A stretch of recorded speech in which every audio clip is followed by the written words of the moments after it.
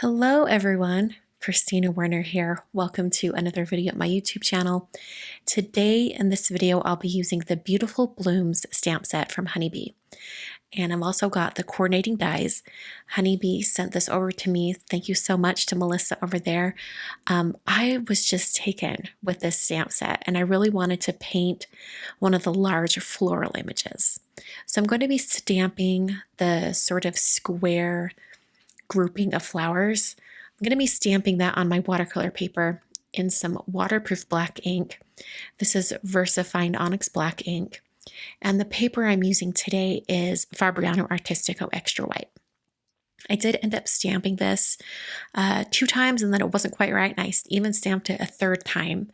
And because I did multiple stampings and there was a lot of ink on the paper, I did use a heat tool just to speed up that drying to make sure that it was completely dry before going in and painting. I'm going to be painting today with some Caran markers. These are the Brush Marker Pros. And I've got, let's see, it looks like 7 colors. I've got lilac, magenta, amber, lush green, olive green, gold, and lime green. And I'm going to be doing something a little bit different here at the beginning. I love to kind of do messy color underlays before I start actually painting the flowers themselves. And in order to just get a more random grouping of color, I'm taking the plastic sheet from my stamp set and I'm going to be scribbling on it with these markers. And then I'm taking a spray bottle and I'm going to spritz it with a little bit of water and then pick up that clear sheet, flip it over carefully, and then press it down onto my project. And what this does is it gives me a chance to sort of smush the color down with my fingertips and get really fun organic edges to each one of these colors that I put down. And after I have those down, then I'm going to go back over the top and do some traditional painting. I'll also do a little bit of gold splatter here at the end too. So I'm going to turn on some music so you can watch the painting process, and I'll catch up with you when it's ready to assemble the card.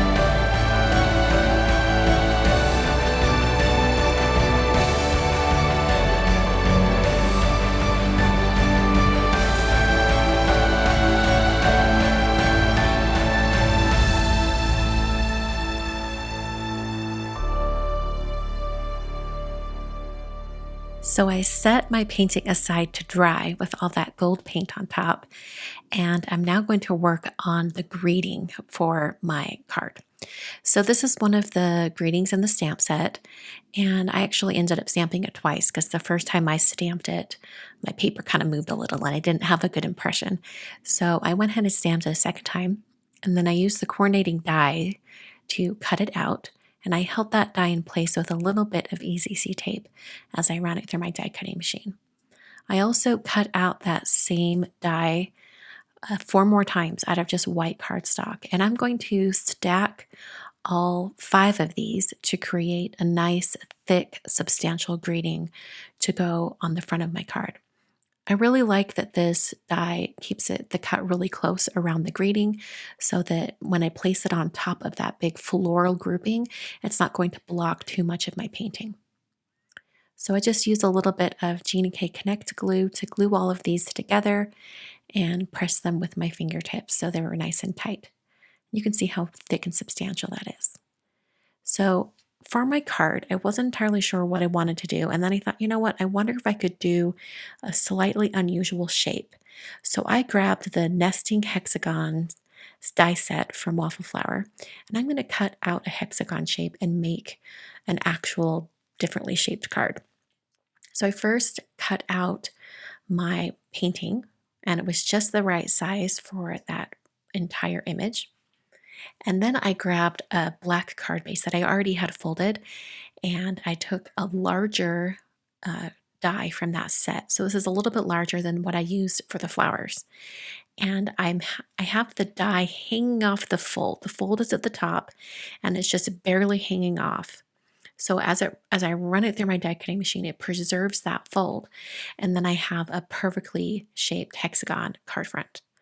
And by the way, this is about 5 inches wide, so it will fit into a regular envelope. So I'm taking that same gold paint, this is the Christmas Gold from Yuli Watercolors, and I'm going around the outer edge of my card front. I thought it would just look really nice having some gold accents, considering there's that gold splatter over the flowers as well. And after I painted my black card base, I decided to go ahead and add that same gold line on the outer edge of my floral piece. And that's just going to give it a little bit more of that gold on the card in general. Used my heat tool to speed along the drying, and then I put some foam adhesive on the back of my watercolor panel. I placed that directly on the front of my card base. And the last thing to do is to just put my greeting right on top. And I'm going to use that same glue for the back of the greeting that I used to adhere all the layers together. So a little bit more of that Gina K Connect glue right to the center of my card. And I'm going to put a few acrylic blocks on top just to hold that down as it dries. So here's the finished card for today. I think it's so unusual. I love the bright colors. They could read either summer or fall. I think it could go either way. And I love that it's a non-traditional card shape. Just a reminder that everything I've used in today's video is linked down below in the video description, so I hope you'll check those out. And thanks so much for joining me today. I'll see you guys tomorrow for a very special video. Thanks for joining me.